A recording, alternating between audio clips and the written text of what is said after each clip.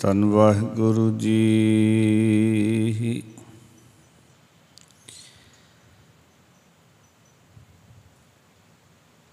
ਕਿਰਪਾ ਕਰੋ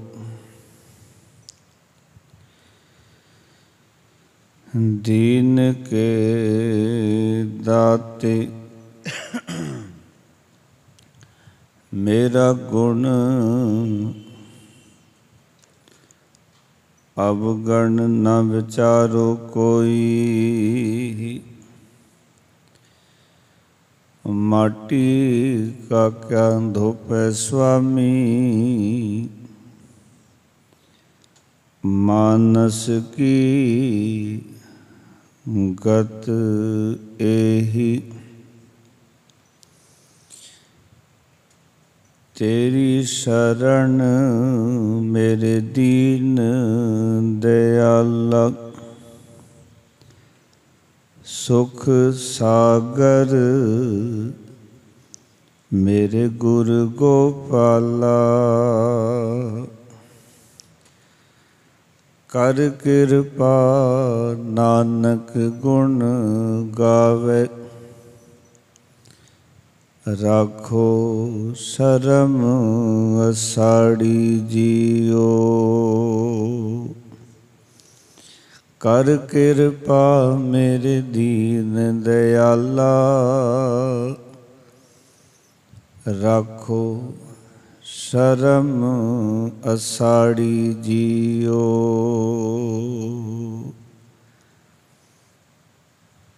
ਧੰਨ ਧੰਨ ਸਾਹਿਬ ਸ੍ਰੀ ਗੁਰੂ ਗ੍ਰੰਥ ਸਾਹਿਬ ਮਹਾਰਾਜ ਜੀ ਦੀ ਪਾਵਨ ਹਜ਼ੂਰੀ ਵਿੱਚ ਜੁੜ ਬੈਠੇ ਸਤਸੰਗੀ ਜਨੋ, ਸਤਿਗੁਰਾਂ ਨੇ ਅਪਾਰ ਕਿਰਪਾ ਕੀਤੀ। ਅੰਮ੍ਰਿਤ ਵੇਲੇ ਦੇ ਪਾਵਨ ਦੀਵਾਨਾਂ 'ਚ ਵਿਚਰਦੇ ਹਾਂ। ਗੁਰੂ ਘਰ ਦੇ ਕੀਰਤਨੀਆਂ ਪਾਸੋਂ ਰਵੀ ਬਾਣੀ ਦਾ ਕੀਰਤਨ ਪਿਆਰ ਨਾਲ ਆਪ ਜੀਆਂ ਨੇ ਸਰਵਣ ਕੀਤਾ ਹੈ। ਆਓ ਭਗਤਾਂ ਦੀ ਬਾਣੀ ਦੀ ਲੜੀਵਾਰ ਵਿਚਾਰ ਇਸ ਸਥਾਨ 'ਤੇ ਆਰੰਭ ਕੀਤੀ ਹੋਈ ਹੈ।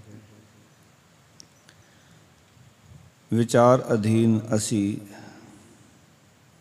ਵਿਚਾਰਾਂ ਕਰਦੇ ਹੋਏ ਮਹਾਰਾਜ ਦੀ ਕਿਰਪਾ ਸਦਕਾ ਬਿਲਾਵਲ ਰਾਗ ਦੇ ਵਿੱਚ ਬਖਸ਼ੀ ਹੋਈ ਭਗਤਾਂ ਦੀ ਬਾਣੀ ਨੂੰ ਵਿਚਾਰ ਰਹੇ ਹਾਂ। ਅੱਜ ਦਾ ਪਾਵਨ ਸ਼ਬਦ ਬਿਲਾਵਲ। ਰਾਖ ਲਿਹੋ ਹਮ ਤੇ ਬਿਗਰੀ, ਸੀਲ ਧਰਮ ਜਪ ਭਗਤ ਨ ਕੀਨੀ, ਹੋਂ ਅਭਿਮਾਨ ਟੇਢ ਪਗਰੀ। ਰਹਾਉ। ਇਹ ਪਾਵਨ ਸ਼ਬਦ ਭਗਤ ਕਬੀਰ ਸਾਹਿਬ ਜੀ ਦਾ ਇਸ ਰਾਗ ਦਾ 6ਵਾਂ ਸ਼ਬਦ ਹੈ। ਪਾਵਨ ਅੰਕ 856 ਦੇ ਉੱਤੇ ਪਾਵਨ ਸ਼ਬਦ ਦਰਜ ਹੈ। ਆਓ ਇਸ ਸ਼ਬਦ ਦਾ ਮੂਲ ਪਾਠ ਕਰਾਂਗੇ। ਸਾਰੀਆਂ ਸੰਗਤਾਂ ਨੇ ਉੱਚੀ ਆਵਾਜ਼ ਦੇ ਵਿੱਚ ਪਾਠ ਕਰਕੇ ਆਪਣੀ ਰਸਨਾ ਨੂੰ ਅਤੇ ਸੁਣ ਕੇ ਆਪਣੇ ਕੰਨਾਂ ਨੂੰ ਪਵਿੱਤਰ ਕਰਨਾ। ਮਨੋਬਿਰਤੀਆਂ ਇਕਾਗਰ ਕਰੋ ਜੀ। ਪ੍ਰੇਮ ਸਹਿਤ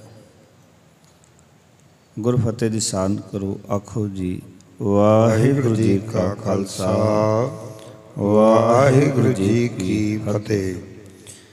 ਬਿਲਾਵਲ ਬਿਲਾਵਲ ਰਾਖ ਲਿਹੋ ਹਮ ਤੇ ਬਿਗਰੀ, ਰਾਖ ਲਿਹੋ ਹਮ ਤੇ ਬਿਗਰੀ। ਸੀਲ ਧਰਮ ਜਪ ਭਗਤ ਨ ਕੀਨੀ, ਸੀਲ ਧਰਮ ਜਪ ਭਗਤ ਨ ਕੀਨੀ। ਹੋਂ ਅਭਿਮਾਨ ਟੇਢ ਪਗਰੀ, ਹੋਂ ਅਭਿਮਾਨ ਟੇਢ ਪਗਰੀ। ਰਹਾਉ ਰਹਾਉ। ਅਮਰ ਜਾਨ ਸੰਚੀ ਇਹ ਕਾਇਆ, ਅਮਰ ਜਾਨ ਮਨ ਸੰਚੀ ਏਕਾਇਆ। ਇਹ ਮਿਥਿਆ ਕਾਚੀ ਗਗਰੀ, ਇਹ ਮਿਥਿਆ ਕਾਚੀ ਗਗਰੀ। ਜਿਨਹ ਨਿਵਾਜ ਸਾਜ ਹਮ ਕੀਏ, ਜਿਨੈ ਨਿਵਾਜ ਸਾਜ ਹਮ ਕੀਏ। ਤਿਸੈ ਵਿਸਾਰ ਅਵਰ ਲਗਰੀ, ਤਿਸੈ ਵਿਸਾਰ ਅਵਰ ਲਗਰੀ। ਸੰਦਿਕ ਤੋਏ ਸਾਧ ਨਹੀਂ ਕਹੀਓ, ਸੰਦਿਕ ਤੋਏ ਸਾਧ ਨਹੀਂ ਕਹੀਓ। ਸਰਨ ਪਰੇ ਤੁਮਰੀ ਪਗਰੀ, ਸਰਨ ਪਰੇ ਤੁਮਰੀ ਪਗਰੀ। ਕਹਿ ਕਬੀਰ ਇਹ ਬੇਨਤੀ ਸੁਣਿਓ, ਕਹਿ ਕਬੀਰ ਇਹ ਬੇਨਤੀ ਸੁਣਿਓ। ਕਹਿ ਕਬੀਰ ਇਹ ਬੇਨਤੀ ਸੁਣਿਓ। ਕਹਿ ਕਬੀਰ ਇਹ ਬੇਨਤੀ ਸੁਣਿਓ। ਮਤ ਘਾਲੋ ਜਮ ਕੀ ਖਬਰੀ, ਮਤ ਘਾਲੋ ਜਮ ਕੀ ਖਬਰੀ। ਸੰਦਿਕ ਤੋਏ ਸਾਧ ਨਹੀਂ ਕਹੀਓ, ਸੰਦਿਕ ਤੋਏ ਸਾਧ ਨਹੀਂ ਕਹੀਓ। ਸਰਨ ਪਰੇ ਤੁਮਰੀ ਪਗਰੀ, ਸਰਨ ਪਰੇ ਤੁਮਰੀ ਪਗਰੀ। ਕਹਿ ਕਬੀਰ ਇਹ ਬੇਨਤੀ ਸੁਣਿਓ। ਕਹਿ ਕਬੀਰ ਇਹ ਬੇਨਤੀ ਸੁਣਿਓ।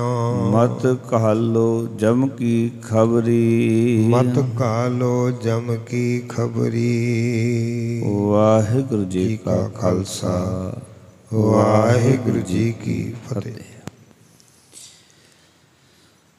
ਭਗਤ ਕਬੀਰ ਸਾਹਿਬ ਜੀ ਇਸ ਸ਼ਬਦ ਦੇ ਵਿੱਚ ਸਾਨੂੰ ਇਹ ਸਮਝਾਉਣਾ ਚਾਹੁੰਦੇ ਹਨ ਕਿ ਸਾਡੇ ਜੀਵਨ ਵਿੱਚ ਹੋ ਰਹੀਆਂ ਗਲਤੀਆਂ ਉਹ ਸਾਨੂੰ ਕਬੂਲ ਕਰ ਲੈਣੀਆਂ ਚਾਹੀਦੀਆਂ ਹਨ, ਕਿਉਂਕਿ ਮਨੁੱਖੀ ਸੁਭਾਅ ਵੀ ਹੈ ਕਿ ਅਸੀਂ ਕਦਮ ਕਦਮ 'ਤੇ ਭੁੱਲ ਜਾਂਦੇ ਹਾਂ, ਆਪਣੇ ਮਾਰਗ ਤੋਂ ਥਿੜਕ ਜਾਂਦੇ ਹਾਂ, ਕਦਮ ਕਦਮ 'ਤੇ ਗਲਤੀਆਂ ਕਰਦੇ ਹਾਂ। ਭੁੱਲ ਜਾਣਾ ਮਨੁੱਖ ਦਾ ਸੁਭਾਅ ਹੈ, ਕਿਉਂਕਿ ਮਹਾਰਾਜ ਬਾਣੀ 'ਚ ਲਿਖਦੇ ਨੇ, ਭੁੱਲਣ ਅੰਦਰ ਸਭ ਕੋ ਅਭੁੱਲ ਗੁਰੂ ਕਰਤਾਰ। ਇੱਥੇ ਜਿਤਨੇ ਵੀ ਜੀਵ ਹਨ ਸਾਰੇ ਭੁੱਲਣਹਾਰ ਹਨ। ਇੱਕ ਗੁਰੂ ਅਤੇ ਕਰਤਾਰ ਹੈ ਜਿਹੜਾ ਕਦੀ ਭੁੱਲਦਾ ਨਹੀਂ ਹੈ। ਬਾਕੀ ਸਾਰੇ ਇੱਥੇ ਭੁੱਲਾਂ ਕਰਦੇ ਨੇ, ਗਲਤੀਆਂ ਕਰਦੇ ਨੇ, ਕਿਉਂਕਿ ਇਹ ਮਨੁੱਖੀ ਸੁਭਾਅ ਹੈ। ਮਾਰ ਕਹਿੰਦੇ ਅਸੀਂ ਖੱਤੇ ਬਹੁਤ ਕਮਾਉਂਦੇ, ਅੰਤ ਨਾ ਪਾਰਾਵਾਰ, ਹਰ ਕਿਰਪਾ ਕਰਕੇ ਬਖਸ਼ ਲਿਓ, ਹੋਂ ਪਾਪੀ ਵੱਡ ਗੁਨਹਗਾਰ। ਇਸ ਕਰਕੇ ਭਗਤ ਜੀ ਆਖਣ ਲੱਗੇ, ਕਹਿਣ ਲੱਗੇ, ਹੇ ਮੇਰੇ ਪ੍ਰਭੂ ਰਾਖ ਲਿਹੋ ਹਮ ਤੇ ਬਿਗਰੀ। ਬਿਗਰੀ ਦਾ ਅਰਥ ਹੁੰਦਾ ਮਾੜਾ ਕੰਮ, ਵਿਗੜਿਆ ਹੋਇਆ ਕੰਮ। ਹੇ ਮੇਰੇ ਪ੍ਰਭੂ ਮੇਰੀ ਲਾਜ ਰੱਖ ਲੈ, ਇੱਜ਼ਤ ਰੱਖ ਲੈ, ਮੈਂ ਤੋਂ ਬੜਾ ਮਾੜਾ ਕੰਮ ਹੋਇਆ ਹੈ। ਹਮ ਤੇ ਬਿਗਰੀ ਦਾ ਅਰਥ ਹੈ ਕਿ ਮੇਰੇ ਕੋਲੋਂ ਬੜਾ ਮਾੜਾ ਕੰਮ ਹੋਇਆ। ਅਤੇ ਸੱਚੀ ਜਾਣਨਾ ਜਦੋਂ ਅਸੀਂ ਮਨੋਂ ਇਸ ਗੱਲ ਨੂੰ ਕਬੂਲ ਕਰ ਲਵਾਂਗੇ ਔਰ ਅੰਦਰੋਂ ਇਹ ਗੱਲ ਬਾਰ-ਬਾਰ ਸਾਡੇ ਅੰਦਰ ਉੱਠੇਗੀ ਕਿ ਹਾਂ ਅਸੀਂ ਗਲਤੀਆਂ ਦੇ ਪੁਤਲੇ ਹਾਂ, ਗਲਤੀਆਂ ਕਰਦੇ ਹਾਂ, ਵਾਕਈ ਸਾਡੇ ਵਿੱਚ ਬੇਅੰਤੀ ਔਗੁਣ ਹਨ, ਬਹੁਤ ਹੀ ਭੁੱਲਾਂ ਅਸੀਂ ਕਰਦੇ ਹਾਂ। ਤਾਂ ਫਿਰ ਅਕਾਲ ਪੁਰਖ ਨੂੰ ਅਸੀਂ ਵੀ ਭਗਤ ਕਬੀਰ ਸਾਹਿਬ ਜੀ ਦੇ ਵਾਂਗ ਆਖਾਂਗੇ, ਹੇ ਪ੍ਰਮਾਤਮਾ ਮੇਰੀ ਲਾਜ, ਮੇਰੀ ਇੱਜ਼ਤ, ਮੇਰੀ ਪੱਤ ਰੱਖ ਲੈ। ਕਿਉਂਕਿ ਇੱਜ਼ਤ ਜਾਣ ਦਾ ਖਤਰਾ ਇਸ ਕਰਕੇ ਕਿਉਂਕਿ ਗਲਤੀਆਂ ਹੋ ਰਹੀਆਂ ਹਨ। ਜੋ ਕੰਮ ਨਹੀਂ ਹੋਣਾ ਚਾਹੀਦਾ ਜੀਵਨ 'ਚ ਉਹ ਕੰਮ ਹੋ ਰਿਹਾ, ਅਤੇ ਅਸੀਂ ਲੱਜਿਤ ਕਦੋਂ ਹੁੰਦੇ ਹਾਂ, ਸ਼ਰਮਸਾਰ ਕਦੋਂ ਹੁੰਦੇ ਹਾਂ, ਜਦੋਂ ਕੋਈ ਐਸੀ ਗਲਤੀ ਕਰਦੇ ਹਾਂ ਜਿਹੜੀ ਗਲਤੀ ਸਮਾਜ ਨੂੰ, ਸੰਸਾਰ ਨੂੰ, ਗੁਰੂ ਨੂੰ, ਪਰਮੇਸ਼ਰ ਨੂੰ ਪ੍ਰਵਾਨ ਨਹੀਂ ਹੈ। ਸਮਾਜ ਦੇ ਮੁਤਾਬਿਕ ਜਿਹੜੀ ਗਲਤੀ ਹੋ ਰਹੀ ਹੈ ਉਹ ਗਲਤੀ ਸਮਾਜ ਪ੍ਰਵਾਨ ਨਹੀਂ ਕਰਦਾ। ਧਰਮ ਨੂੰ ਦੇਖਾਂਗੇ ਤੇ ਧਰਮ ਦੇ ਮੁਤਾਬਿਕ ਜੋ ਧਰਮ ਨੇ ਸਾਨੂੰ ਸੇਧ ਦਿੱਤੀ ਹੈ ਜੇ ਉਸ ਦੇ ਉੱਤੇ ਪੂਰੇ ਨਹੀਂ ਉਤਾਰੇ, ਸਮਝ ਲਓ ਅਸੀਂ ਗਲਤੀਆਂ ਕਰ ਰਹੇ ਹਾਂ। ਅਤੇ ਜਦੋਂ ਇਹ ਅਹਿਸਾਸ ਹੋਏਗਾ ਮਨੁੱਖ ਨੂੰ ਕਿ ਹਾਂ ਮੇਰੇ ਕੋਲੋਂ ਬੜਾ ਮਾੜਾ ਕੰਮ ਹੋਇਆ, ਮੈਂ ਗਲਤੀਆਂ ਕੀਤੀਆਂ। ਪਹਿਲੀ ਗੱਲ ਤਾਂ ਕਿ ਮਨੁੱਖ ਗਲਤੀਆਂ ਕਰਕੇ ਆਪਣੇ ਆਪ ਦੇ ਵਿੱਚ ਇਹ ਕਬੂਲ ਹੀ ਨਹੀਂ ਕਰਦਾ ਕਿ ਮੈਂ ਗਲਤੀਆਂ ਕਰ ਰਿਹਾ ਹਾਂ। ਹਾਂ, ਦੂਜੇ ਦੀ ਗਲਤੀਆਂ ਜ਼ਰੂਰ ਨਜ਼ਰ ਆਉਂਦੀਆਂ ਕਿ ਉਸਨੇ ਗਲਤੀ ਕੀਤੀ, ਉਸਨੇ ਗਲਤੀ ਕੀਤੀ, ਪਰ ਇਹ ਆਪਣੀ ਗਲਤੀ ਨੂੰ ਹੂ ਬਹੂ ਕਬੂਲ ਨਹੀਂ ਕਰਦਾ। ਭਗਤ ਜੀ ਕਹਿੰਦੇ ਪਰ ਮੈਂ ਹੇ ਪ੍ਰਭੂ ਤੇਰੇ ਅੱਗੇ ਬੇਨਤੀ ਕਰਦਾ ਹਾਂ, ਰਾਖ ਲਿਓ ਮੇਰੀ ਲਾਜ, ਮੇਰੀ ਇੱਜ਼ਤ ਰੱਖ ਲੈ, ਹਮ ਤੇ ਵਿਗੜੀ, ਕਿਉਂਕਿ ਮੇਰੇ ਤੋਂ ਬੜਾ ਮਾੜਾ ਕੰਮ ਹੋਇਆ। ਕੀ ਕੰਮ ਹੋਇਆ ਮਾੜਾ? ਕਹਿਣ ਲੱਗੇ ਸੀਲ ਧਰਮ ਜਪ ਭਗਤ ਨਾ ਕੀਨੀ। ਆਖਣ ਲੱਗੇ ਨਾ ਮੈਂ ਚੰਗਾ ਸੁਭਾਅ ਬਣਾਇਆ, ਸੀਲ ਦਾ ਅਰਥ ਹੁੰਦਾ ਚੰਗਾ ਸੁਭਾਅ, ਨਾ ਮੈਂ ਜੀਵਨ ਦਾ ਫਰਜ਼ ਕਮਾਇਆ, ਧਰਮ, ਜੀਵਨ ਦਾ ਫਰਜ਼, ਧਰਮ ਕਿਹਨੂੰ ਕਹਿੰਦੇ? ਫਰਜ਼। ਅਸਲ ਵਿੱਚ ਜੇ ਆਪਾਂ ਆਪਣੇ ਫਰਜ਼ਾਂ ਨੂੰ ਨਹੀਂ ਨਿਭਾ ਰਹੇ, ਫਰਜ਼ ਨਹੀਂ ਕਮਾ ਰਹੇ, ਸਮਝ ਲਓ ਅਸੀਂ ਧਰਮ ਨਹੀਂ ਕਮਾ ਰਹੇ। ਧਰਮ ਪਾਠ ਕਰਨ ਦਾ ਨਾਮ ਨਹੀਂ ਹੈ, ਧਰਮ ਇਕੱਲਾ ਮੱਥਾ ਟੇਕਣ ਦਾ ਕੰਮ ਨਹੀਂ ਹੈ, ਧਰਮ ਕੇਵਲ ਕੁਝ ਭੇਟਾਵਾਂ ਦੇਣ ਦਾ ਨਾਮ ਨਹੀਂ ਹੈ, ਧਰਮ ਕੇਵਲ ਕੋਈ ਬਾਹਰ ਦੀ ਕਿਰਿਆ ਨਹੀਂ ਹੈ। ਧਰਮ ਅਸਲ ਵਿੱਚ ਮਨੁੱਖ ਦਾ, ਮਨੁੱਖੀ ਜੀਵਨ ਦੇ ਫਰਜ਼ ਨੇ, ਜਿਹੜੇ ਫਰਜ਼ ਅਸੀਂ ਪੂਰੇ ਕਰਨੇ ਹਨ। ਭਗਤ ਕਬੀਰ ਸਾਹਿਬ ਨੇ ਬਹੁਤ ਵੱਡੀ ਗਲਤੀ ਹੋਈ ਹੈ ਮੇਰੇ ਕੋਲੋਂ। ਕੀ ਗਲਤੀ ਹੋ ਗਈ? ਕਹਿਣ ਲੱਗੇ ਮੈਂ ਚੰਗਾ ਸੁਭਾਅ ਨਹੀਂ ਬਣਾਇਆ। ਸੀਲ, ਸੀਲ ਦਾ ਅਰਥ ਹੁੰਦਾ ਸੰਤੋਖੀ ਸੁਭਾਅ, ਚੰਗਾ ਸੁਭਾਅ, ਸੰਜਮ ਵਾਲਾ ਸੁਭਾਅ। ਇਹਦਾ ਅਰਥ ਹੈ ਆਪਾਂ ਨੂੰ ਸੁਭਾਅ ਵੀ ਆਪਣਾ ਕਰਨਾ ਪਏਗਾ। ਅਸੀਂ ਕਹਿੰਦੇ ਸਾਡਾ ਜਿੱਦਾਂ ਦਾ ਸੁਭਾਅ ਹੈ ਸਾਡੀ ਮਰਜ਼ੀ, ਨਹੀਂ, ਸਾਨੂੰ ਸੁਭਾਅ ਚੇਂਜ ਕਰਨਾ ਪਏਗਾ।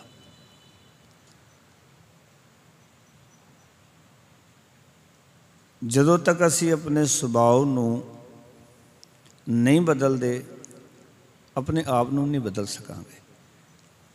ਇਸ ਕਰਕੇ ਭਗਤ ਜੀ ਕਹਿੰਦੇ ਮੇਰੇ ਤੋਂ ਗਲਤੀ ਇਹ ਹੋਈ ਹੈ ਕਿ ਨਾ ਹੀ ਮੈਂ ਜੀਵਨ ਵਿੱਚ ਚੰਗਾ ਸੁਭਾਅ ਬਣਾਇਆ, ਸੀਲ ਧਰਮ, ਨਾ ਹੀ ਮੈਂ ਜੀਵਨ ਦਾ ਫਰਜ਼ ਕਮਾਇਆ। ਧਰਮ ਦਾ ਅਰਥ ਹੈ ਫਰਜ਼, ਜਪ, ਔਰ ਨਾ ਹੀ ਮੈਂ ਜੀਵਨ ਵਿੱਚ ਬੰਦਗੀ ਕੀਤੀ, ਨਾ ਹੀ ਮੈਂ ਭਗਤੀ ਕੀਤੀ। ਹੋਂ ਅਭਿਮਾਨ ਟੇਢ ਪਗੜੀ। ਹੋਂ ਦਾ ਅਰਥ ਹੈ ਮੈਂ, ਟੇਢ ਦਾ ਅਰਥ ਹੈ ਬਿੰਗੀ, ਪਗੜੀ, ਪਗੜੀ ਦਾ ਅਰਥ ਹੈ ਪਕੜੀ ਹੋਈ ਹੈ, ਫੜੀ ਹੋਈ ਹੈ। ਪਾਓ ਕਿ ਮੈਂ ਜੀਵਨ ਵਿੱਚ ਅਭਿਮਾਨ ਦੀ ਵਾਲੇ ਰਸਤੇ 'ਤੇ ਤੁਰਿਆ ਹੋਇਆ, ਬਿੰਗੇ ਰਸਤੇ 'ਤੇ ਤੁਰਿਆ ਹੋਇਆ। ਮੈਂ ਜੋ ਕਰਨਾ ਸੀ ਉਹ ਨਹੀਂ ਕੀਤਾ, ਮੇਰੇ ਕੋਲੋਂ ਗਲਤੀ ਹੋਈ ਹੈ। ਅਭਿਮਾਨ ਤਾਂ ਕਰਨਾ ਹੀ ਨਹੀਂ ਸੀ। ਸਾਰੀ ਬਾਣੀ ਕਹਿੰਦੀ ਹੈ ਕਿ ਹੰਕਾਰ ਤਾਂ ਬੜਾ ਭੈੜਾ ਹੈ, ਔਰ ਹੰਕਾਰ ਹੀ ਜੀਵਨ ਦੇ ਵਿੱਚ ਇਹ ਸਾਰੀਆਂ ਚੀਜ਼ਾਂ ਸਾਡੇ ਪ੍ਰਗਟ ਨਹੀਂ ਹੋਣ ਦੇ ਰਿਹਾ। ਇਹ ਗੱਲ ਯਾਦ ਰੱਖਣਾ, ਹੰਕਾਰ ਵਿੱਚ ਸੀਲ ਪਾਓ ਕਿ ਚੰਗਾ ਸੁਭਾਅ ਨਹੀਂ ਬਣਦਾ। ਹੰਕਾਰੀ ਮਨੁੱਖ ਦਾ ਚੰਗਾ ਸੁਭਾਅ ਨਹੀਂ ਹੋ ਸਕਦਾ, ਕਿਉਂਕਿ ਹੰਕਾਰੀ ਮਨੁੱਖ ਨੂੰ ਸਭ ਆਪਣੇ ਤੋਂ ਥੱਲੇ ਨਜ਼ਰ ਆਉਂਦੇ ਹਨ। ਇਸ ਕਰਕੇ ਉਹਨਾਂ ਦੀ ਦੁਰਗਤੀ ਕਰਦਾ ਹੈ, ਉਹਨਾਂ ਦੀ ਬੇਇੱਜ਼ਤੀ ਕਰਦਾ ਹੈ, ਉਹਨਾਂ ਨੂੰ ਖੁਆਰ ਕਰਦਾ ਹੈ, ਉਹਨਾਂ ਨੂੰ ਆਪਣੇ ਢੰਗ ਦੇ ਨਾਲ ਟਰੀਟ ਕਰਦਾ ਹੈ। ਹੰਕਾਰੀ ਮਨੁੱਖ ਕਦੀ ਵੀ ਤੁਸੀਂ ਵੇਖੋਗੇ ਨਾ, ਉਹ ਇੱਕ ਚੰਗਾ ਸੁਭਾਅ ਨਹੀਂ ਨਿਭਾ ਸਕਦਾ। ਆਪਣੇ ਤੋਂ ਥੱਲੇ ਵਾਲਿਆਂ ਨੂੰ ਹੰਕਾਰੀ ਮਨੁੱਖ ਦੇਖਣਾ ਹੀ ਪਸੰਦ ਨਹੀਂ ਕਰਦਾ। ਹੰਕਾਰੀ ਮਨੁੱਖ ਦੀ ਇੱਕ ਬਿਰਤੀ ਹੋਏਗੀ, ਹਮੇਸ਼ਾ ਉੱਪਰ ਵਾਲਿਆਂ ਨੂੰ ਵੇਖੇਗਾ, ਦੋਸਤੀਆਂ ਯਾਰੀਆਂ ਉੱਪਰ ਵਾਲਿਆਂ ਨਾਲ ਪਾਏਗਾ। ਜਿਹੜੇ ਥੱਲੇ ਨੇ ਉਹਨਾਂ ਨੂੰ ਉਹ ਤੁੱਛ ਕਰਕੇ ਜਾਣਦਾ, ਔਰ ਇਹੀ ਸਾਡੇ ਸੁਭਾਅ ਦੀ ਘਾਟ ਹੈ। ਗੁਰਬਾਣੀ ਦੇ ਵਿੱਚ ਜਦੋਂ ਅਸੀਂ ਪੜ੍ਹਾਂਗੇ ਜਾਂ ਗੁਰੂ ਇਤਿਹਾਸ ਨੂੰ ਦੇਖਾਂਗੇ ਤਾਂ ਬਾਬਾ ਨਾਨਕ ਜੀ ਭਾਈ ਲਾਲੂ ਦੇ ਘਰ ਜਾ ਕੇ ਕਹਿੰਦੇ ਨੇ ਕਿ ਨੀਚਾਂ ਅੰਦਰ ਨੀਚ ਜਾਤ, ਨੀਚੀ ਹੂੰ ਅਤ ਨੀਚ, ਨਾਨਕ ਤਿਨ ਕੈ ਸੰਗ ਸਾਧ, ਵੱਡਿਆਂ ਸੋ ਕਿਆ ਰੀਸ, ਜਿੱਥੈ ਨੀਚ ਸੰਭਾਲਨ ਤਿੱਥੈ ਨਦਰ ਤੇਰੀ ਬਖਸ਼ੀਸ। ਭਾਈ ਲਾਲੂ ਦੇ ਘਰ ਚਲੇ ਜਾਂਦੇ ਤੇ ਮਰ ਕਹਿੰਦੇ ਨੇ ਮੈਂ ਤੇਰੇ ਨਾਲ ਖੜਾ। ਮਲਕ ਭਾਗੋ 3 ਵਾਰੀ ਸੱਦੇ ਭੇਜਦਾ, ਚੌਥੀ ਵਾਰੀ ਭੇਜਦਾ, 5ਵੀਂ ਵਾਰੀ ਆਪ ਆ ਜਾਂਦਾ ਵੀ ਮੈਂ ਇਤਨੇ ਸੱਦੇ ਭੇਜੇ, ਤੁਸੀਂ ਮੇਰੇ ਬ੍ਰਹਮ ਭੋਜ ਦੇ ਅੰਦਰ ਨਹੀਂ ਆਏ। ਇੱਕ ਖੱਤਰੀ ਹੋ ਕੇ ਇੱਕ ਸੂਦਰ ਦੇ ਘਰ ਰੁਕੇ ਹੋਏ ਹੋ ਔਰ ਉਸਦੇ ਘਰ ਦਾ ਭੋਜਨ ਛਕ ਰਹੇ ਹੋ। ਗੁਰੂ ਨਾਨਕ ਪਾਤਸ਼ਾਹ ਜਦੋਂ ਮਲਿਕ ਭਾਗੋ ਆਇਆ, ਸਤਿਗੁਰ ਚਲੇ ਗਏ। ਔਰ ਤੁਸੀਂ ਵੇਖੋ ਜਿਹੜੀ ਗੱਲ ਸਮਝਾਣੀ ਸੀ ਉੱਥੇ ਵੀ ਸਮਝਾ ਸਕਦੇ ਸਨ, ਲਾਲੋ ਦੇ ਘਰ ਵਿੱਚ ਵੀ। पर गुरु साहब ने जो उन्हें बेनती की भी तुसीं एक बारी चलो, गुरु साहब ने उत्थे जाके समझाया और लोगों के सामने। गुरु साहब तो देखते सन भी किते कोई ऐसा मौका बने इत्थे बहुते लोग इकट्ठे होण, इक्को ही वारी दे नाल बहुत सारे लोगों को ज्ञान दिता जा सके। भाई लालो सीगा उत्थे ते मलिक भागो सी, उत्थे तो गल बननी नहीं सी ना, पर जिथे हज़ारां दा इकट्ठ सी उत्थे जाके गल करनी सी। गुरु नानक पातशाह का गलत करन दा तरीका अज प्रचार विच साडे घाट हो रही है कि जदों गुरुद्वारे की गल करने तो गुरुद्वारियां विच संगत नहीं हुंदी, ते जिथे इकट्ठ होंदे ने उत्थे राजनीति हुंदी है, उत्थे धर्म की गल कोई नहीं हुंदी। गुरु नानक पातशाह मलिक भागो के घर गए क्योंकि उत्थे इलाके के पतवंते लोग आए हुए ने, सारे खतरी ब्राह्मण सारे वैस इकट्ठे होए हुए ने, सारे नगर नूं सद्दा दिता होया है, इक्को वारी दे नाल चंगा मैसेज लोगों तक चला जाना सी। इस करके गुरु साहब जी ने जिहड़ी गल भाई लालो दे घर कर सकते सन, मलिक भागो नूं कह सकते भी मैं इस करके नहीं आया भी तेरी जिहड़ी रोटी है ना उहदे विचों मैनूं लहू दिसदा, उत्थे गल नहीं कीती, गल उसदे घर विच ही जाके कीती और लोगों के सामने जाके कीती। महाराज ने कहा तू सानू सद्या 3 वारी 4 वारी बंदे भेजे, तू आप लैण वास्ते आया, पर पता सी क्यों नहीं सी आ रहे। महाराज क्यों? कहते भाई लालो की रोटी जिहड़ी वो दुध वर्गी है क्योंकि मेहनत करके कमाई है, पर तेरी रोटी खून वर्गी है, लहू वर्गी है क्योंकि तू गरीबां दे पैसे मार के ये ब्रह्मभोज कर रहा, तू लेबर दे पैसे नहीं दिंदा, तू नीवें जेड़े नीवें ने उन्होंने दुरकारदा काम करा लेना है।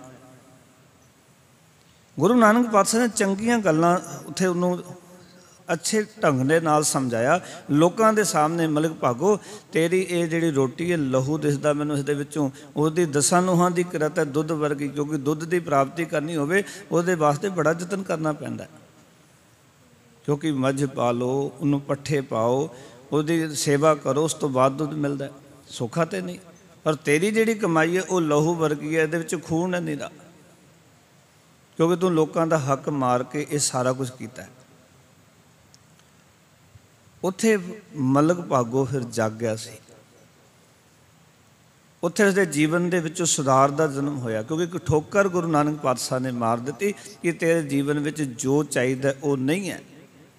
भाई लालो दे जीवन च वो कुछ हैगा, तेरा जीवन क्योंकि हंकार दे आसरे चल रहा है, इस करके ना तेरे जीवन में तेरा चंगा सुभाव है, ना ही तेरे जीवन दे विच जीवन निभाउण दे जिहड़े फर्ज ने, तेरा जिहड़ा धर्म है वो भी धर्म नहीं है। जदों गुरु नानक पातशाह कलयुगी पांडे कोल जांदे, उत्थे गुरु साहब ने एक तुक विच निवेड़ा दिता, कहन लगे खत्रियां ता धर्म छोड़िया मलेच्छ भाख्या कही गही, सृष्ट सब एक वर्ण हुई धर्म की गत गई। बाबा नानक कहते कलयुगी पांडे धर्म अगे जाना सी पर धर्म की गति रुक गई, धर्म उत्थे ही खड़ गया। उसका कारण यह सी कि खत्रियां ने खत्रियां वर्गा जिहड़ा उन्हां दा अपना सुभाव सी वो छड़ दिता, मलेच्छ आख्या कही मलेच्छां की बोली बोलनी शुरू कर दी।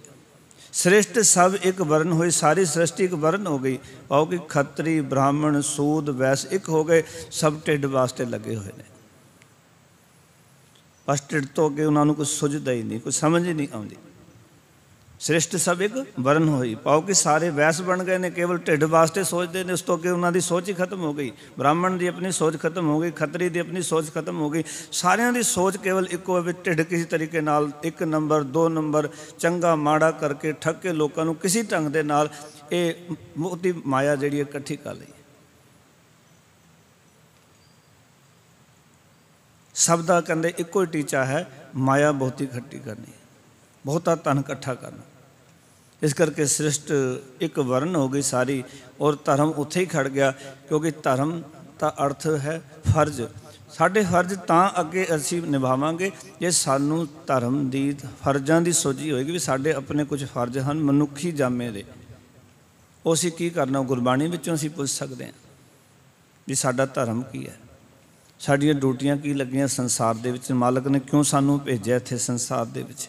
गुरु साहब कहते ਕਹਿੰਦੇ ਤੇਰੇ ਜੀਵਨ ਵਿੱਚੋਂ ਚੰਗਾ ਸੁਭਾਅ ਤੂੰ ਨਹੀਂ ਬਣਾ ਸਕਿਆ। ਕਹਿੰਦੇ ਨਾ ਮੈਂ ਚੰਗਾ ਸੁਭਾਅ ਬਣਾ ਸਕਿਆ, ਨਾ ਜੀਵਨ ਦਾ ਫਰਜ਼ ਕਮਾ ਸਕਿਆ, ਨਾ ਮੈਂ ਬੰਦਗੀ ਕੀਤੀ, ਨਾ ਮੈਂ ਭਗਤੀ ਕੀਤੀ। ਹੋ ਅਭਿਮਾਨ ਟੇਢ ਪਗਰੀ।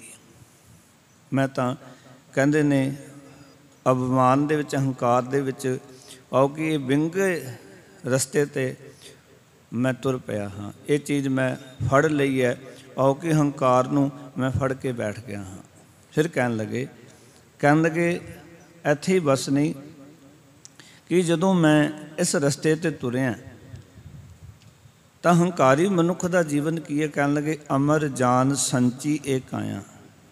ਅਭਿਮਾਨੀ ਮਨੁੱਖ, ਅਹੰਕਾਰੀ ਮਨੁੱਖ, ਜਿਸ ਨੇ ਚੰਗਾ ਸੁਭਾਅ ਨਹੀਂ ਬਣਾਇਆ, ਜਿਹਨੇ ਜੀਵਨ ਦਾ ਫਰਜ਼ ਨਹੀਂ ਕਮਾਇਆ, ਜਿਸ ਨੇ ਬੰਦਗੀ ਨਹੀਂ ਕੀਤੀ, ਭਗਤੀ ਨਹੀਂ ਕੀਤੀ, ਕਹਿੰਦੇ ਉਹ ਕੀ ਕਰਦਾ, ਇਸ ਮਨੁੱਖਾ ਸਰੀਰ ਨੂੰ ਅਮਰ ਜਾਣ ਕੇ ਭਾਈ ਇਸ ਨੇ ਮਰਨਾ ਨਹੀਂ, ਔਰ ਇਸ ਸਰੀਰ ਨੂੰ, ਇਸ ਕਾਇਆ ਨੂੰ ਹੀ ਕਹਿੰਦੇ ਨੇ ਸਿੰਚ ਰਿਹਾ। ਸਿੰਚਣ ਦਾ ਅਰਥ ਹੈ ਭਾਵ ਕਿ ਇਸ ਸਰੀਰ ਨੂੰ ਹੀ ਤਕੜਾ ਕਰਨ 'ਤੇ ਲੱਗਿਆ ਹੋਇਆ ਹੈ, ਸਾਂਭ ਕੇ ਰੱਖੀ ਬੈਠਾ, ਇਹਨੂੰ ਪਾਲਦਾ ਪਿਆ ਵੀ ਸਰੀਰ ਨੂੰ ਪਾਲ ਲਵਾਂ। ਸਰੀਰ ਪਾਲਣਾ ਗੁਰਬਾਣੀ ਕਹਿੰਦੀ ਨਾਨਕ ਸੋ ਪ੍ਰਭ ਸਿਮਰੀ ਇਸ ਦੇਹੀ ਕੋ ਪਾਲ। ਪਰ ਇਸ ਕਰਕੇ ਕਿ ਆਪਾਂ ਸਿਮਰਨ ਕਰ ਸਕੀਏ, ਮਾਲਕ ਦੇ ਚਰਨਾਂ ਨਾਲ ਜੁੜ ਸਕੀਏ। ਸਰੀਰ ਨੂੰ ਇਸ ਕਰਕੇ ਨਹੀਂ ਪਾਲਣਾ ਕਿ ਸੰਸਾਰ ਦੇ ਵਿੱਚ ਆਪਣੇ ਹੰਕਾਰ ਨੂੰ ਹੋਰ ਵੱਡਾ ਕਰਨਾ ਹੈ। ਹਾਂ, ਪਰਮਾਤਮਾ ਦੀ ਬੰਦਗੀ ਵਾਸਤੇ ਇਸ ਸਰੀਰ ਦਾ ਖਿਆਲ ਰੱਖਣਾ, ਗੁਰਬਾਣੀ ਨੇ ਬਾਰ-ਬਾਰ ਕਿਹਾ ਕਿ ਇਸ ਸਰੀਰ ਦਾ ਖਿਆਲ ਰੱਖਣਾ ਤੇਰੀ ਡਿਊਟੀ ਹੈ, ਤੇਰਾ ਫਰਜ਼ ਹੈ ਸੰਸਾਰ ਦੇ ਅੰਦਰ। ਪਰ ਕਹਿੰਦੇ ਨੇ ਅਮਰ ਜਾਨ ਸੰਚੀ ਇਹ ਕਾਇਆ। ਅਮਰ ਜਾਣ ਕੇ ਤੂੰ ਇਸ ਕਾਇਆ ਨੂੰ ਪਾਲ ਰਿਹਾ ਹੈ। ਪਰ ਤੈਨੂੰ ਦੱਸ ਦੇਵਾਂ, ਕਬੀਰ ਸਾਹਿਬ ਕਹਿੰਦੇ ਇਹ ਮਿਥਿਆ ਕਾਚੀ ਗਗਰੀ। ਮਿਥਿਆ ਦਾ ਅਰਥ ਹੈ ਨਾਸਵੰਤ, ਗਗਰੀ ਦਾ ਅਰਥ ਹੈ ਘੜਾ, ਕਾਚੀ ਦਾ ਅਰਥ ਹੈ ਕੱਚੀ। ਪਾਓ ਕਿ ਇਹ ਕੱਚਾ ਘੜਾ ਹੈ। ਹੋਰ ਥਾਂ 'ਤੇ ਕਬੀਰ ਸਾਹਿਬ ਨੇ ਕਿਹਾ, ਕਹਿੰਦੇ ਕਹਾਂ ਵਿਸਾਸਾ ਇਸ ਭਾਂਡੇ ਕਾ, ਇਤਨਕ ਲਾਗੇ ਠਣਕਾ, ਆਗੇ ਕੋ ਕੁਛ ਤੁਲਹਾ ਬਾਂਧੋ, ਕਿਆ ਭਰਵਾਸਾ ਧਨ ਕਾ। ਮਹਾਰਾਜ ਕਹਿੰਦੇ ਇਹ ਘੜਾ ਜਿਹੜਾ ਕੱਚਾ ਹੈ, ਨਾਸਵੰਤ ਹੈ, ਇਹ ਮਿਥਿਆ ਗਗਰੀ। ਪਾਓ ਕਿ ਇਹ ਮਿਥਿਆ ਦਾ ਅਰਥ ਹੈ ਨਾਸਵੰਤ। ਪਾਓ ਕਿ ਇਹ ਸਰੀਰ ਨਾਸਵੰਤ ਹੈ, ਇਹ ਅਮਰ ਨਹੀਂ ਰਹਿ ਸਕਦਾ। ਇਹ ਨਹੀਂ ਹੋ ਸਕਦਾ ਵੀ ਕਦੀ ਮਰੇ ਹੀ ਨਾ। ਅੱਜ ਤੱਕ ਕੋਈ ਵੀ ਸੰਸਾਰ ਵਿੱਚ ਨਹੀਂ ਰਹਿ ਸਕਿਆ। ਤਾਂ ਹੀ ਤਾਂ ਗੁਰੂ ਤੇਗ ਬਹਾਦਰ ਮਹਾਰਾਜ ਨੇ ਕਿਹਾ ਕਿ ਰਾਮ ਗਇਓ ਰਾਵਣ ਗਇਓ, ਜਾਕੋ ਬਹੁ ਪਰਿਵਾਰ, ਕਹੋ ਨਾਨਕ ਥਿਰ ਕਛ ਨਹੀਂ ਸੁਪਨੇ, ਜੋ ਸੰਸਾਰ ਚਿੰਤਾ ਤਾਕੀ ਕੀਜੀਏ, ਜੋ ਅਨਹੋਨੀ ਹੋਏ ਇਹ ਮਾਰਗ ਸੰਸਾਰ ਕੋ, ਨਾਨਕ ਥਿਰ ਨਹੀਂ ਕੋਈ। ਇੱਥੇ ਥਿਰ ਹੈ ਨਹੀਂ ਕੋਈ ਵੀ ਸੰਸਾਰ ਦੇ ਵਿੱਚ, ਨਾ ਕਿਸੇ ਨੇ ਰਹਿਣਾ। ਇੱਥੇ ਵੀ ਕਵੀ ਸਾਹਿਬ ਇਹ ਸਮਝਾਉਣਾ ਚਾਹੁੰਦੇ ਨੇ ਕਿ ਇਹ ਥਿਰ ਨਹੀਂ ਹੈ, ਪਰ ਤੂੰ ਇਸ ਕਾਇਆ ਨੂੰ, ਸਰੀਰ ਨੂੰ ਪਾਲ ਰਹੇ, ਅਮਰ ਜਾਣ ਕੇ ਵੀ ਇਹ ਮਰੇਗਾ ਥੋੜ੍ਹੀ। ਫਿਰ ਕਹਿਣ ਲੱਗੇ ਜਿਨ੍ਹਾਂ ਨਿਵਾਜ ਸਾਜ ਹਮ ਕੀਏ, ਜਿਸ ਪਰਮਾਤਮਾ ਨੇ ਆਦਰ ਦੇ ਕੇ, ਮਿਹਰ ਕਰਕੇ, ਸਾਜ ਕੇ, ਪੈਦਾ ਕਰਕੇ ਸਾਨੂੰ ਪੈਦਾ ਕੀਤਾ ਨਾ, ਸਾਨੂੰ ਨਿਵਾਜਿਆ, ਮਿਹਰ ਕੀਤੀ ਸਾਡੇ ਉੱਤੇ। ਜਿਸ ਪਰਮਾਤਮਾ ਨੇ ਨਿਵਾਜ ਸਾਜ ਹਮ ਕੀਏ, ਤਿਸੈ ਵਿਸਾਰ ਅਵਰ ਲੱਗਦੀ। ਇਸ ਰੱਬ ਨੂੰ ਭੁਲਾ ਕੇ ਨਾ ਹੋਰ ਪਾਸੇ ਲੱਗਿਆ ਹੋਇਆ। ਭਾਵ ਕਿ ਇਸ ਅਕਾਲ ਪੁਰਖ ਨੇ ਜਿਹਨੇ ਤੈਨੂੰ ਪੈਦਾ ਕੀਤਾ, ਮਹਾਰਾਜ ਕਹਿੰਦੇ ਕਿ ਉਸ ਨੂੰ ਵਿਸਾਰ ਕੇ ਤੂੰ ਹੋਰ ਪਾਸੇ ਲੱਗਿਆ। ਉਸ ਦੀ ਤੈਨੂੰ ਸੁਰਤ ਨਾ ਰਹੀ, ਉਹਦੇ ਨਾਲ ਤੇਰੀ ਸਾਂਝ ਨਾ ਰਹੀ, ਉਸ ਮਾਲਕ ਦੇ ਨਾਲ ਤੂੰ ਜੁੜਿਆ ਨਹੀਂ ਜਿਸ ਨੇ ਤੈਨੂੰ ਸਾਜਿਆ, ਸਵਾਰਿਆ, ਸਿੰਗਾਰਿਆ ਨਾ। ਗੁਰੂ ਸਾਹਿਬ ਤਾਂ ਹੀ ਕਹਿੰਦੇ ਰਮਈਆ ਕੇ ਗੁਣ ਚੇਤ ਪ੍ਰਾਣੀ, ਕਵਨ ਮੂਲ ਤੇ ਕਵਨ ਦ੍ਰਿਸ਼ਟਾਨੀ। ਜਿਨ ਤੂੰ ਸਾਜ ਸਵਾਰ ਸਿੰਗਾਰਿਆ, ਗਰਭ ਅਗਨ ਮੈਂ ਜਿਨ ਉਬਾਰਿਆ। ਬਾਰ ਵਿਵਸਥਾ ਤੁਝੇ ਪਿਆਰੇ, दूध पर जोबन भोजन सुख सूद, वृद्ध पया ऊपर साग सैन, मुख अप्याओ बैठ को तैन। देख रब ने कितनी कृपा की ना, उस रमे हुए परमेश्वर के गुणों ਨੂੰ ਚੇਤੇ ਕਰਿਆ ਕਰ। ਪਰ ਉਸ ਨੂੰ ਭੁਲਾ ਕੇ ਕਬੀਰ ਸਾਹਿਬ ਕਹਿੰਦੇ ਨੇ ਤੂੰ ਹੋਰ ਪਾਸੇ ਲੱਗਿਆ। ਤੇ ਨਾਲ ਕਹਿਣ ਲੱਗੇ ਸੰਦਿਕ ਤੋਏ ਸਾਧ ਨਹੀਂ ਕਹੀਓ। ਸੰਦਿਕ ਕਹਿੰਦੇ ਨੇ ਚੋਰ ਨੂੰ, ਜਿਹੜਾ ਸੰਨ ਮਾਰਨ ਵਾਲਾ, ਸੰਨ ਤੋਂ ਬਣਿਆ ਸੰਦਿਕ। ਪਾਓ ਕਿ ਜਿਹੜਾ ਚੋਰ ਹੈ, ਸੰਦਿਕ ਤੋਏ, ਤੋਏ ਦਾ ਅਰਥ ਹੈ ਤੇਰਾ ਜਿਹੜਾ ਮਨ ਹੈ ਉਹ ਚੋਰ ਹੈ, ਤੇਰੇ ਅੰਦਰ ਚੋਰ ਬੈਠਾ ਹੈ। ਸਾਧ ਨਹੀਂ ਕਹੀਓ, ਕਹਿੰਦਾ ਕਬੀਰ ਸਾਹਿਬ ਕਹਿੰਦੇ ਮੈਂ ਸਾਧ ਨਹੀਂ ਅਖਵਾ ਸਕਦਾ, ਕਿਉਂਕਿ ਬਿਰਤੀ ਅੰਦਰ ਚੋਰੀ ਵਾਲੀ ਹੈ, ਬਿਰਤੀ ਅੰਦਰ ਠੱਗ ਵਾਲੀ ਹੈ, ਸੰਨ ਮਾਰਨ ਵਾਲਾ ਹਾਂ। ਸੰਨ ਅਸੀਂ ਪਤਾ ਕਿਵੇਂ ਮਾਰਦੇ ਹਾਂ? ਕਿਸੇ ਦੇ ਰੂਪ ਦਾ ਸੰਨ ਮਾਰ ਲੈਂਦੇ ਹਾਂ, ਕਿਸੇ ਦੇ ਧਨ ਦਾ ਸੰਨ ਮਾਰ ਲੈਂਦੇ ਹਾਂ। ਬੜਾ ਧਨ ਉਸਦੇ ਕੋਲ, ਬੜਾ ਸੁੰਦਰ ਰੂਪ, ਅਸੀਂ ਚੁਰਾ ਲੈਂਦੇ ਹਾਂ। ਕਿਸੇ ਦਾ ਰੂਪ ਚੁਰਾ ਲੈਂਦੇ ਹਾਂ, ਕਿਸੇ ਦਾ ਧਨ ਚੁਰਾ ਲੈਂਦੇ ਹਾਂ। ਇਹ ਸਾਰੀਆਂ ਚੀਜ਼ਾਂ ਅਸੀਂ ਅੰਦਰ ਇਕੱਠੀ ਕਰੀ ਜਾ ਰਹੇ ਹਾਂ। ਇਹ ਵੀ ਚੋਰੀ ਹੈ। ਇੱਕ ਚੋਰੀ ਹੁੰਦੀ ਹੈ ਕਿ ਜਦੋਂ ਹੱਥ ਨਾਲ ਕਿਸੇ ਦਾ ਕੋਈ ਸਮਾਨ ਆਪਾਂ ਚੋਰੀ ਕਰ ਲਿਆ। ਇੱਕ ਚੋਰੀ ਹੈ ਜੋ ਸਾਡੀ ਸੁਰਤ ਵਿੱਚ ਚੱਲ ਰਹੀ ਗੱਲ। ਅਸੀਂ ਸੁਰਤ ਨਾਲ ਵੀ ਚੋਰੀ ਕਰ ਸਕਦੇ ਹਾਂ। ਕਿਸੇ ਦਾ ਰੂਪ ਚੁਰਾ ਸਕਦੇ ਹਾਂ, ਕਿਸੇ ਦਾ ਤਨ ਚੁਰਾ ਸਕਦੇ ਹਾਂ। ਤਾਂ ਹੀ ਤਾਂ ਗੁਰੂ ਸਾਹਿਬ ਨੇ ਆਖਿਆ ਜੀਵਨ 'ਚ ਇੱਕ ਗੱਲ ਯਾਦ ਰੱਖੀ, ਕਹਿੰਦੇ ਸੰਸਾਰ ਵਿੱਚ ਇਹ ਜਿਹੜੇ ਪਦਾਰਥ ਨਾ, ਇਹਨਾਂ ਪਦਾਰਥਾਂ ਵਿੱਚ ਰਹਿੰਦੇ ਹੋਏ ਸੁਚੇਤ ਰਹੀ, ਕਿਉਂਕਿ ਪਰਦਨ ਦੋਖ ਕਿਛ ਪਾਪ ਨਾ ਫੇੜੇ। ਜੇ ਨਾਮ 'ਚ ਪਏਗਾ ਨਾ ਪਰਾਇਆ ਤਨ, ਪਰਾਏ ਐਬ, ਅਤੇ ਇਹ ਜਿਹੜੇ ਦੋਖ ਨੇ ਨਾ, ਐਬ ਜਿਹੜੇ ਨੇ, ਇਹ ਤੈਨੂੰ ਸਤਾਣਗੇ ਨਹੀਂ। ਇਹਦਾ ਅਰਥ ਹੈ ਕਿ ਪਰਾਇਆ ਤਨ, ਪਰਾਇਆ ਧਨ, ਇਹ ਪਰਾਏ ਦੋਖ ਬੰਦੇ ਨੂੰ ਸਤਾਉਂਦੇ ਨੇ। ਪਰਾਇਆ ਧਨ ਦੇਖ ਕੇ ਮਨੁੱਖ ਚੋਰੀ ਕਰ ਲੈਂਦਾ। ਕਿਤਨੀ ਵੱਡੀ ਕੋਠੀ ਹੈ, ਕਿਤਨਾ ਧਨ ਹੈ, ਉਹਨੇ ਅੰਦਰ ਚੋਰੀ ਕਰ ਲਿਆ। ਬੜਾ ਸੁੰਦਰ ਰੂਪ ਹੈ, ਅੰਦਰ ਚੋਰੀ ਕਰ ਲਿਆ। ਔਰ ਇਹ ਵੀ ਚੋਰੀ ਕਰ ਲੈਂਦੇ, ਬੜੇ ਐਬ ਨੇ ਉਸਦੇ ਵਿੱਚ, ਉਸਦੇ ਐਬ ਵੀ ਚੋਰੀ ਕਰ ਲੈਂਦੇ। ਜੇ ਉਹ ਕਰਦਾ ਅਸੀਂ ਕਰ ਲਈ ਫਿਰ ਕੀ ਹੋਇਆ? ਇਹ ਚੋਰੀ ਕਰਨਾ ਸਾਰਾ ਕੁਝ। ਕਵੀ ਸਾਹਿਬ ਕਹਿੰਦੇ ਮੈਂ ਸੰਦਿਗਧ ਹੋਏ, ਕਹਿੰਦੇ ਚੋਰ ਹਾਂ ਸਾਧ ਨਹੀਂ ਕਹੀਓ, ਮੈਂ ਸਾਧ ਨਹੀਂ ਆਖਿਆ ਜਾ ਸਕਦਾ। ਪਾਓ ਕਿ ਮੈਂ ਸਾਧ ਨਹੀਂ ਅਖਵਾ ਸਕਦਾ। ਸਰਨ ਪਰੇ ਤੁਮਰੀ ਪਗਰੀ, ਪਗਰੀ ਦਾ ਅਰਥ ਹੈ, ਹੇ ਪ੍ਰਮਾਤਮਾ ਮੈਂ ਤੇਰੇ ਚਰਨਾਂ ਦੇ ਵਿੱਚ ਪਿਆ ਹਾਂ। ਕਹਿ ਕਬੀਰ ਇਹ ਬੇਨਤੀ ਸੁਣਿਓ, ਮਤ ਘਾਲੋ ਜਮ ਕੀ ਖਬਰੀ। ਭਗਤ ਕਬੀਰ ਸਾਹਿਬ ਕਹਿੰਦੇ ਨੇ, ਹੇ ਪ੍ਰਭੂ ਮੇਰੀ ਇਹ ਬੇਨਤੀ ਸੁਣੀ, ਨਾ ਭੇਜੀ ਜਮ ਕੀ ਖਬਰੀ। ਆਓ ਕਿ ਇਹ ਜਮਾਂ ਦੀ ਖਬਰ ਮੈਨੂੰ ਨਾ ਭੇਜੀ। ਮੈਂ ਤੇਰੀ ਸ਼ਰਨ ਪਿਆ, ਮੇਰੀ ਬੇਨਤੀ ਸੁਣ ਲੈਣਾ। ਮੇਰੇ ਇੱਕ ਤਰਲਾ ਹੈ ਤੇਰੇ ਚਰਨਾਂ ਵਿੱਚ, ਕਹਿੰਦੇ ਇਹ ਜਨਮ ਮਰਨ ਦੇ ਗੇੜ ਵਿੱਚ ਮੈਨੂੰ ਨਾ ਪਾਈ, ਉੱਥੇ ਨਾ ਘੱਲੀ ਮੈਨੂੰ। ਗੁਰੂ ਕਿਰਪਾ ਕਰੇ ਕਿ ਅਸੀਂ ਇਹ ਗੱਲ ਕਬੂਲ ਕਰ ਲਈਏ ਵੀ ਸੱਚੇ ਪਾਤਸ਼ਾਹ ਅਸੀਂ ਜੀਵਨ ਦੇ ਵਿੱਚ ਸ਼ੁਭ ਗੁਣ ਇਕੱਠੇ ਨਹੀਂ ਕੀਤੇ, ਅਸੀਂ ਜੀਵਨ ਦੇ ਵਿੱਚ ਤੇਰੇ ਨਾਮ ਨਾਲ ਨਹੀਂ ਜੁੜੇ, ਸਗੋਂ ਨਾ ਹੀ ਸਾਡੇ ਜੀਵਨ ਦੇ ਵਿੱਚ ਸੰਜਮ ਆਇਆ, ਚੰਗਾ ਸੁਭਾਅ ਨਹੀਂ ਬਣਿਆ ਜੀਵਨ ਦੇ ਵਿੱਚ, ਨਾ ਅਸੀਂ ਚੰਗਾ ਫਰਜ਼ ਨਿਭਾ ਰਹੇ ਹਾਂ, ਨਾ ਹੀ ਬੰਦਗੀ ਕਰ ਰਹੇ ਹਾਂ, ਭਗਤੀ ਤੋਂ ਸਕਣੇ ਹਾਂ, ਸਗੋਂ ਅਭਿਮਾਨ ਵਿੱਚ ਜ਼ਿੰਦਗੀ ਜੀ ਰਹੇ ਹਾਂ। ਇਹੀ ਸਾਡੇ ਕੋਲੋਂ ਸਭ ਤੋਂ ਵੱਡੀ ਗਲਤੀ ਹੋਈ ਹੈ। ਅਤੇ ਉਸਦੇ ਚਰਨਾਂ 'ਚ ਅਰਦਾਸ ਕਰੀਏ ਵੀ ਸੱਚੇ ਪਾਤਸ਼ਾਹ ਹੁਣ ਹੰਕਾਰ ਵਿੱਚ ਹੁਣ ਤੱਕ ਜ਼ਿੰਦਗੀ ਜੀਵੀ ਹੈ, ਇਸ ਕਰਕੇ ਤੂੰ ਸਾਡੀ ਪੱਤ, ਸਾਡੀ ਇੱਜ਼ਤ ਰੱਖ ਲੈ, ਤੇਰੇ ਹੱਥ ਵਿੱਚ ਹੈ। ਜਦੋਂ ਅਰਦਾਸ ਕਰਾਂਗੇ ਵਾਹਿਗੁਰੂ ਜੀ ਕਿਰਪਾ ਕਰਨਗੇ ਤਾਂ ਸਾਨੂੰ ਫਿਰ ਆਪ ਹੀ ਸੰਸਾਰ ਸਮੁੰਦਰ ਤੋਂ ਡੁੱਬਣ ਤੋਂ ਬਚਾ ਲੈਣਗੇ। ਇਤਨੀਆਂ ਬੇਨਤੀਆਂ ਪ੍ਰਵਾਨ। ਸਾਰਿਆਂ ਦਾ ਧੰਨਵਾਦ ਜੀ। ਆਇਆਂ ਨੂੰ ਫਤਿਹ ਦੀ ਸਾਂਝ ਕਰੋ। ਆਖੋ ਜੀ ਵਾਹਿਗੁਰੂ ਜੀ ਕਾ ਖਾਲਸਾ, ਵਾਹਿਗੁਰੂ ਜੀ ਕੀ ਫਤਿਹ।